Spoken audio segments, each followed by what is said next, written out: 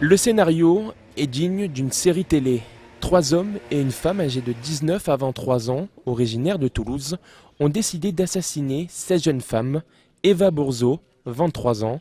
La victime a été retrouvée dans son appartement en position fœtale dans une malle en plastique, en état de décomposition.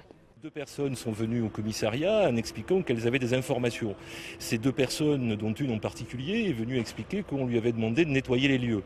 Par la suite, dans le cadre de la garde à vue, elle a été contrainte d'expliquer qu'elle avait participé elle-même physiquement directement à l'assassinat.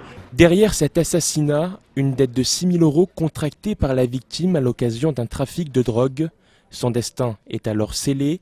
2 hommes s'introduisent à son domicile dans la nuit du 26 au 27 juillet.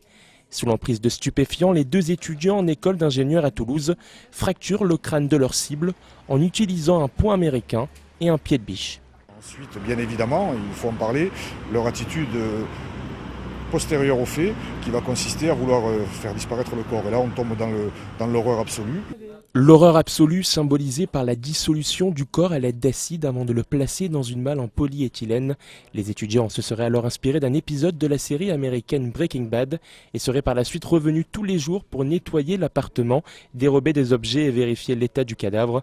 Une information judiciaire a été ouverte pour assassinat, complicité, trafic de stupéfiants et vol aggravé pour 3 suspects dont la tête du réseau qui aurait élaboré ce scénario macabre.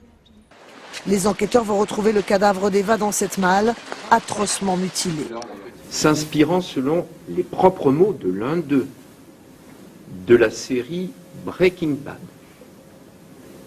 Ils vont acheter de l'acide,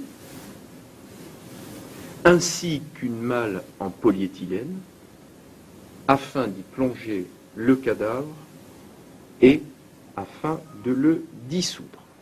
Les assassins présumés, 2 étudiants en maths sup et le 3e en école de commerce, inconnus des services de police, ont été mis en examen pour homicide volontaire avec préméditation et écroués. Methamphetamine,